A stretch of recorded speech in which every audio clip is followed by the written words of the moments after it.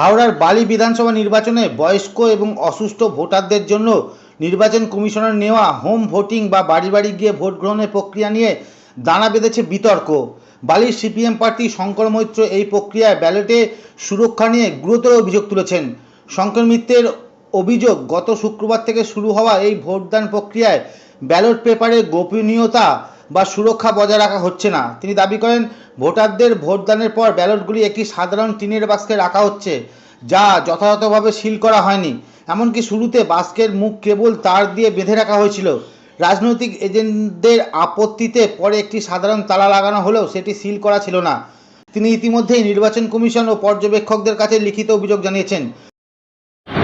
Number one হচ্ছে, এই গত দুদিন 85+ ভোটার্স, এটা ইলেকশন কমিশন অফ ইন্ডিয়া বাড়ি বাড়ি গিয়ে ভোট নিচ্ছে, এটা আপনারা জানেন।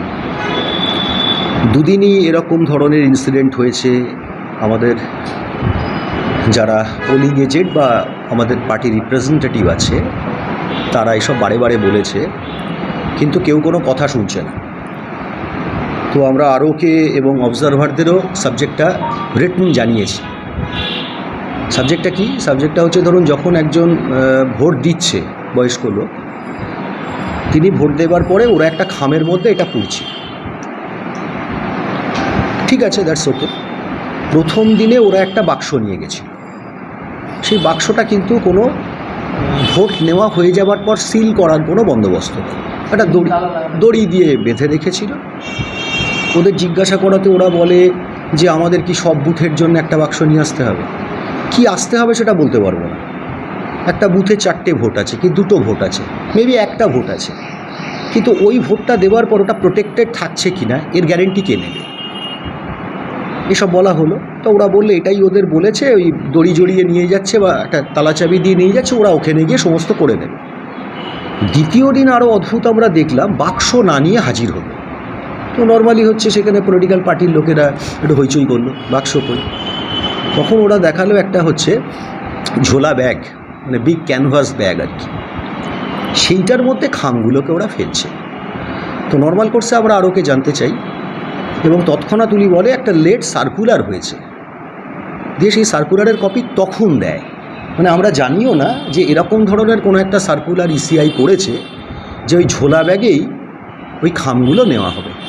আমরা প্রশ্ন করার পর দুপুর 12টার পরে এরকম একটা ঝোলা ব্যাগের সার্কুলার আমরা দেখতে পেলাম। তো নলবার করছে সার্কুলার যা খুশি হতে পারে, কিন্তু আমাদের দুটো কথা যা স্পষ্ট করে আমরা বলতে চাইছি। 1 নম্বর কথা হচ্ছে, ঝোলা ব্যাগ ওয়েল প্রোটেক্টেড থাকবে, এটা কে বলল? ওটা যে কোথাও স্ন্যাচড হবে না, তার গ্যারেন্টি কে নেবে?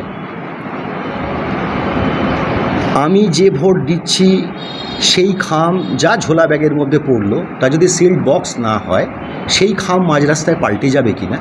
ওয়েস্ট বেঙ্গলের এক্সপিরিয়েন্স আমাদের প্রচুর আছে, প্লাস পঞ্চায়েত ভোটের এক্সপিরিয়েন্স খুব খারাপ।